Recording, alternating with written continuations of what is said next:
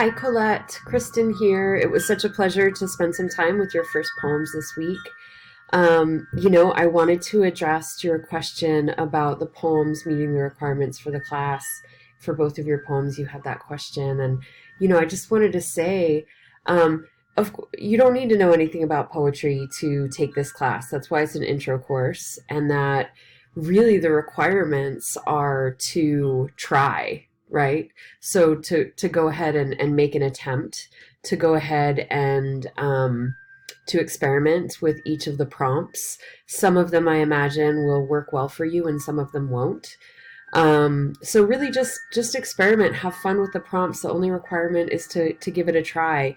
You'll notice in the submission directions that I ask that the poems have at least 70 syllables each.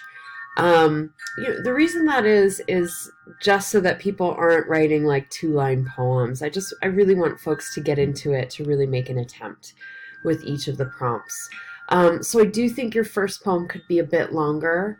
At this point it's 1, 2, 3, 4, 5, 6, 7, 8. It's like nine lines. I actually didn't count the syllables, but if you wanted it to be a little bit longer, sort of following through that Mary Pfeiffer poem, that could be really great. But I think that you already have some wonderful phrases in here. I really love the harsh truth-telling mouths.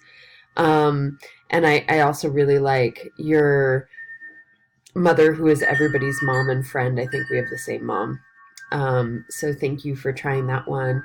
In terms of the second prompt, the question about, is there enough visual detail in my poem? Could you get a clear picture in your head? I feel like since you're new to poetry, what I would suggest is playing with line breaks. Right now, this sort of paragraph reads very much like prose. I do think that the sunflower is a really lovely image for a poem and to represent writing and poetry, but it would be great. It would be great if you experimented with some line breaks. Just because that if you read the essay on line breaks, I can't remember if it's in this week or next week's lesson, but it specifically talks about the reason for line breaks.